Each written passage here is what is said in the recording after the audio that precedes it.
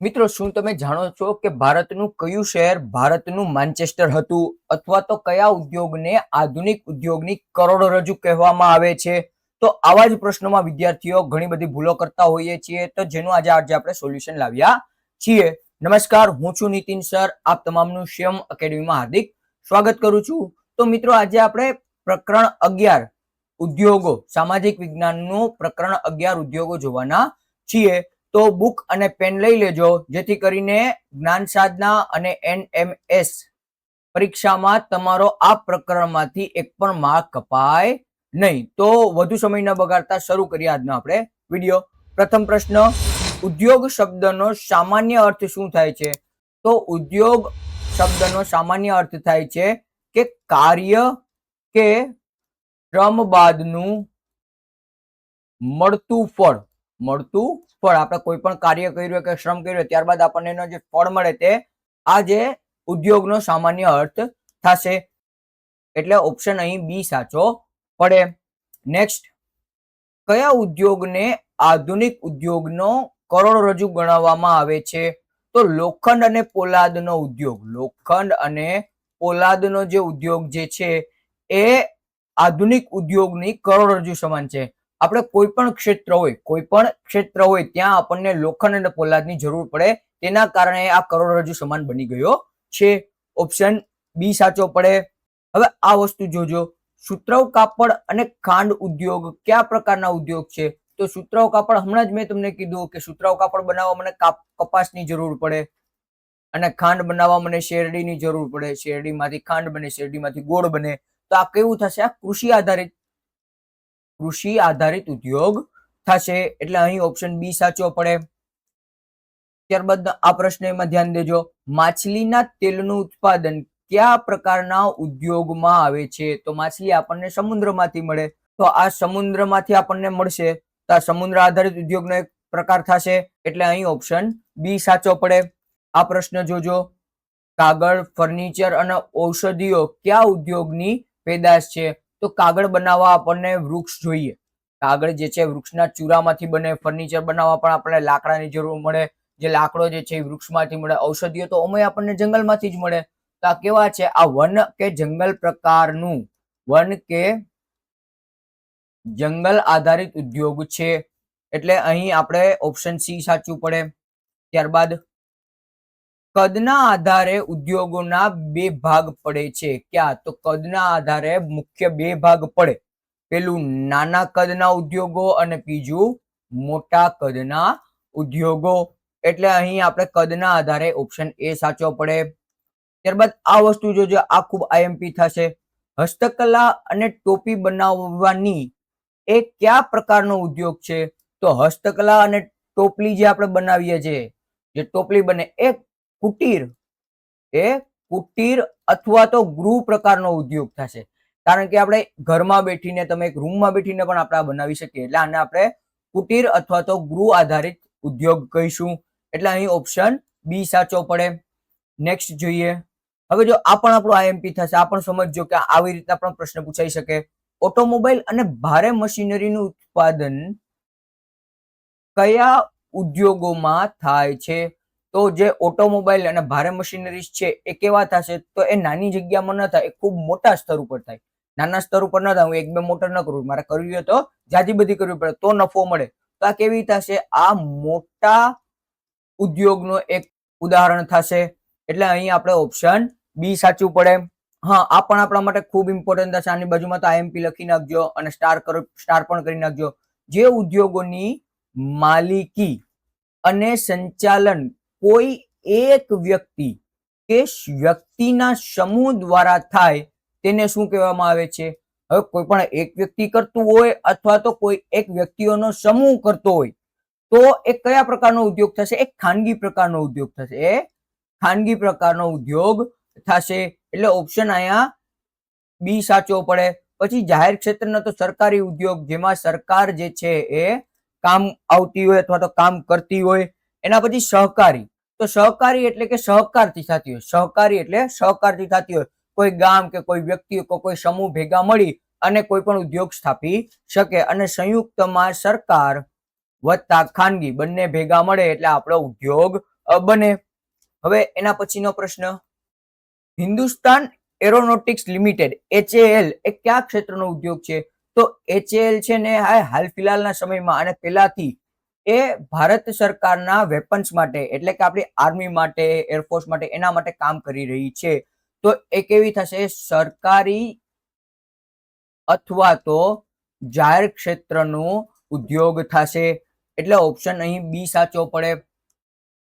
હવે આ જોજો, આ પણ ખૂબ આઈએમપી થશે, સમજજો. મારુતિ ઉદ્યોગ લિમિટેડ કયા ક્ષેત્રનું ઉદાહરણ છે? મારુતિ ઉદ્યોગ લિમિટેડ કયા ક્ષેત્રનું ઉદાહરણ છે? તો આમાં તમારે સમજવાનું એ છે કે જે તે સમયે મારુતિ ભારતમાં આવવાની હતી તે સમયે ભારતમાં એટલો બધી ગાડીઓનો ચલણ હતો નહીં, જેથી કરીને શું થાય તો કે ભાઈ એને ફલવા માટે, ભારતમાં ગાડીનો ઉપયોગ થાય એના માટે સરકારે એક પગલું લીધું કે ભવિષ્ય આનો જ છે અને મોટા પાયાના ઉદ્યોગો ત્યારે ભારતમાં હતા નહીં, એટલે મોટા પાયાના ઉદ્યોગો ભારતમાં આવે અને સ્થપાય તેના માટે જે મારુતિ ઉદ્યોગ લિમિટેડ હતી એની સાથે સરકારે એક MOU કર્યા અને સરકાર એની સાથે આવી. એટલે આ સારામાં સારો ઉદાહરણ સરકારી એટલે કે જાહેર અને ખાનગી ક્ષેત્રના બિઝનેસનો છે, ખાનગી ક્ષેત્રના ઉદ્યોગનો છે. એટલે અહીંયા આપણું સંયુક્ત ક્ષેત્ર સાચું પડે. ઓપ્શન સી, જાહેર અને ખાનગી ક્ષેત્ર સાથે મળીને કામ કરે અને આપણે સંયુક્ત ક્ષેત્ર તરીકે કહીએ છીએ. ત્યારબાદ અમૂલ, આણંદની અમૂલ ડેરી કયા ક્ષેત્રનો ઉદ્યોગ છે? તો આણંદની અમૂલ જે છે એ જે તે સમયે ત્રિભુવનદાસ પટેલે ગામને ભેગા કર્યા અને જે એના સાથે જોડાયેલા હતા તે તમામને કહી અને અમૂલની સ્થાપના કરેલી છે. એટલે આ જે છે એ સહકારી છે. આ કેવી છે? સહકારી, કારણ કે તમામે સહાય કરીને ઉભો કરેલો ઉદ્યોગ છે. એટલે આ સહકારી ક્ષેત્રનો ઉદ્યોગ થશે. એટલે ઓપ્શન સી સાચો પડે. હવે મને અમૂલનું ફૂલ ફોર્મ નીચે કમેન્ટમાં જણાવો તો. ઉદ્યોગના સ્થાનિકીકરણ પર કયા પરિબળોનો અસર કરે છે? ઉદ્યોગના સ્થાનિકીકરણ પર કયા પરિબળો અસર કરે છે? તો કાચા માલની પ્રાપ્યતા, બજાર, ત્યાંથી ટ્રાન્સપોર્ટેશન એ તમામે તમામ જે છે એ આપણા ઉદ્યોગોના સ્થાનિકીકરણ માટેનો મુખ્ય પરિબળો થશે. એટલે કાચો માલ અને જમીન ઓપ્શન એ સાચો પડે. શક્તિ અને શ્રમ એ પણ સાચો પડે. મૂડી અને બજાર એ પણ સાચું પડે. એટલે ઓપ્શન ડી સાચું પડે. મેં તમને કીધું એમ, કાચો માલ નજીકમાંથી મળી રહેતો હોય, એ કાચા માલની નજીક જમીન મળી રહેતી હોય, એટલું આપણને ત્યાંથી શ્રમ મળી રહેતું એટલે કે વર્કર્સ મળી રહેતા. એ બધું શું થશે તો કે એ બધા જે ઉદ્યોગના સ્થાનિકીકરણના મુખ્ય પરિબળો થશે. ભારતમાં નીચેનામાંથી કયો મુખ્ય ઔદ્યોગિક પ્રદેશ છે? જે મુખ્ય ઔદ્યોગિક પ્રદેશ છે એમાં મુંબઈ આવે, એમાં બેંગલુરુ આવે. એટલે કોઈ એક નથી, આપણે ઓપ્શન જોવા પડે કે ક્યાં ક્યાં દીધેલા છે અને એવું પણ બની શકે કે તમામ હોય. તો મુંબઈ અને પુણે સમૂહ આ આવે, મેં તમને મુંબઈ કીધું. પછી હુગલી પ્રદેશ એ પણ આવે, બંગાળની કોલકાતા એટલે કે પશ્ચિમ બંગાળમાં હુગલી જે આવેલું છે એ કોલકાતાની આસપાસ. અમદાવાદ અને વડોદરા પ્રદેશ એ પણ આવે, આપણા ગુજરાતમાં પણ સારું એવું ફૂલ્યું ફાયલું છે. એટલે ઓપ્શન ડી સાચો પડે. કોઈ એક જગ્યા સ્પેસિફિકલી નથી.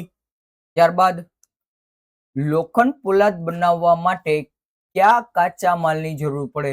તો લોખંડ બોલાવવા માટે મહત્વનો કાચો માલ આપણો થશે અયસ્ક એટલે કે લો અયસ્ક, સાથે કોલસો અને એના સિવાયની મુખ્ય એક વસ્તુ થશે મેંગેનીઝ.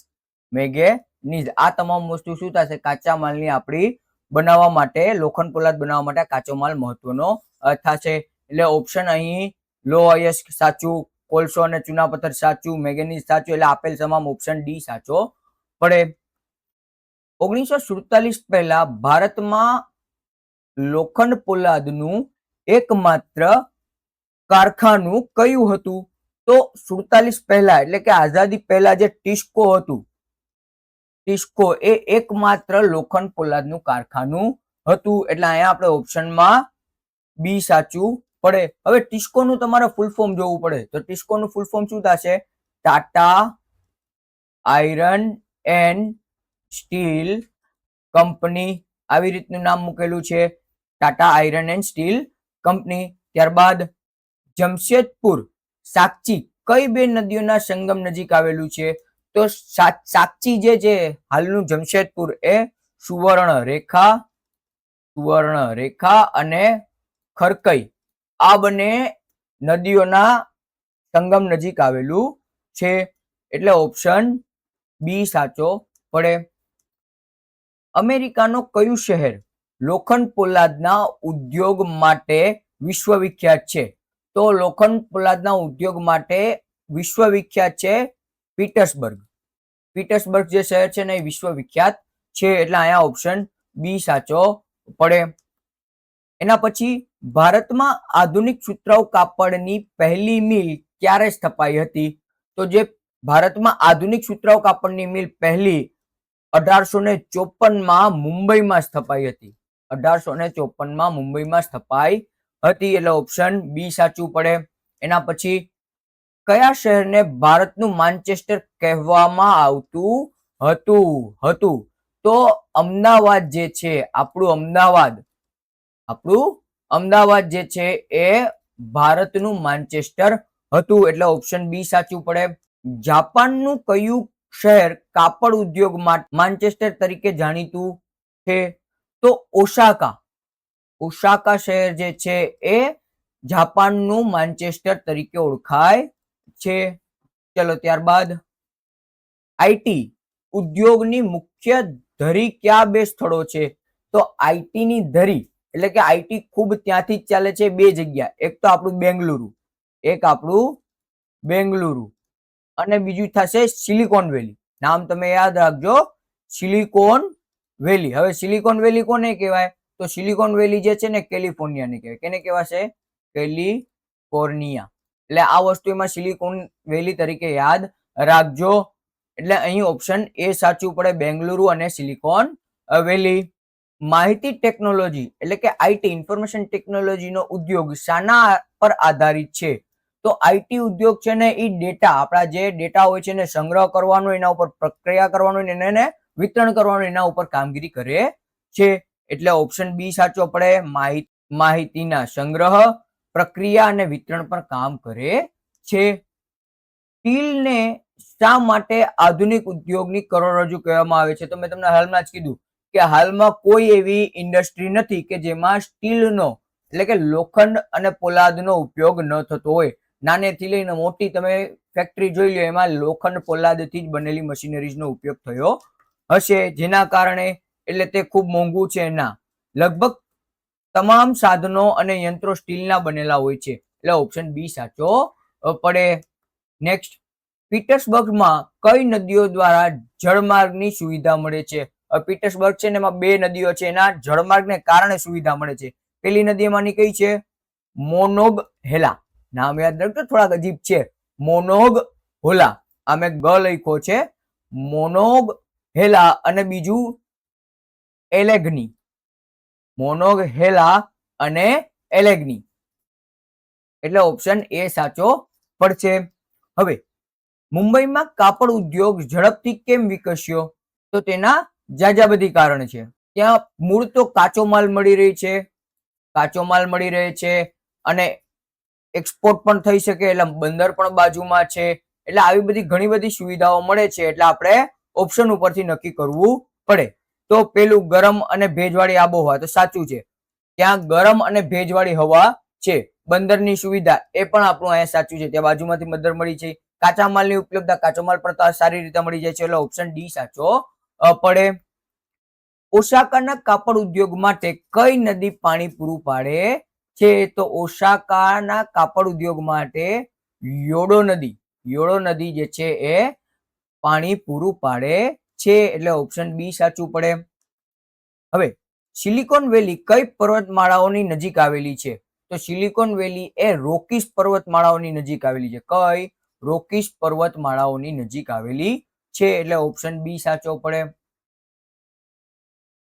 ઓસાકા કયા ટાપુ પર આવેલું છે? તો ઓસાકા જે છે એ હોન્શુ ટાપુ પર આવેલું છે. કયા ટાપુ પર આવેલું છે? હોન્શુ ટાપુ પર આવેલો છે. હવે આ આઈએમપી થશે, આની બાજુમાં આઈએમપી લખીને જેટલા સ્ટાર કરો એટલા કરી નાખજો. ગ્લોબલ ઇન્ફોર્મેશન હબ તરીકે ભારતનું કયું શહેર ઉભરી આવ્યું છે? તો ગ્લોબલ ઇન્ફોર્મેશન હબ તરીકે બેંગ્લોર આપણું ઉભરી આવ્યું છે.